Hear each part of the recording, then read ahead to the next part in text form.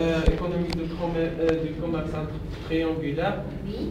Troisièmement, des navires particuliers, des marchandises pour l'achat des esclaves, voyage vers le continent américain, arrive sur le continent américain, un commerce portugais. Très bien, oui. On passe maintenant vers définition. Le commerce triangulaire, appelé aussi traite de noir, était un commerce d'échange réalisé entre l'Europe, l'Afrique et l'Amérique. Cela consiste des navires, pour des navires européens aller en Afrique, échange des différents marchandises, petits miroirs et petits objets qui ne comptent pas cher. Des objets fabriqués en Europe contre des esclaves noirs africains amenés de force sur le continent américain pour travailler dans les champs de coton ou des cannes à sucre. Très bien, oui. Les navires revenant ensuite vers l'Europe avec des produits américains. Ce commerce fonctionna de 16e jusqu'au début du 17e siècle. On dit qu'il est triangulaire car sur une carte, si on relie l'Europe, l'Afrique tropicale et l'Amérique par des flèches, on obtient un triangle. Très bien, oui.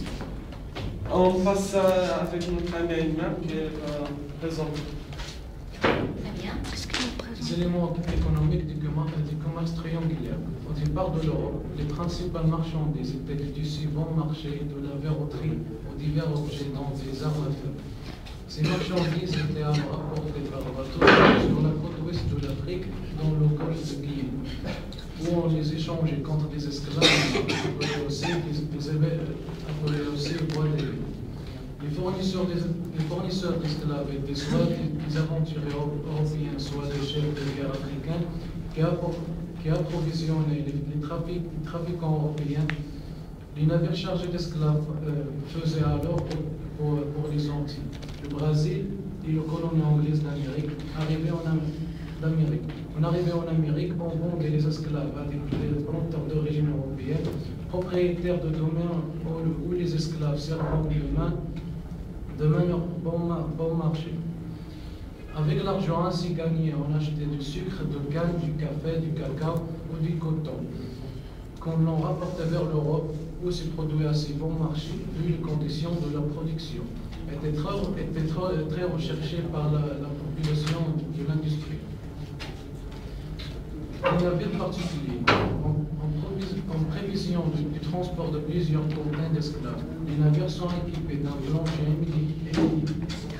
intermédiaire permettant d'en allonger un certain nombre, en plus de ceux qui seront entassés à fond de cale.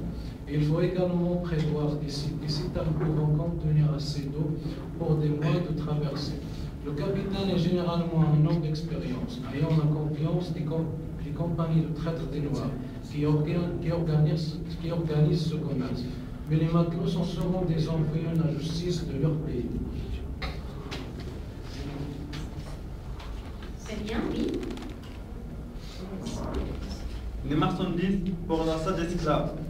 Les chefs de guerre africains qui vendent des esclaves capturés dans d'autres tribus ne possédent aucune monnaie échangeable en Europe. Il faut donc pratiquer le troc, c'est-à-dire l'échange avec des marchandises venant d'Europe. Pour un esclave, il faut prévoir soit 5 pieds de tissu, 2 fusiles ou 6 pistolets, une centaine de balles et même beaucoup de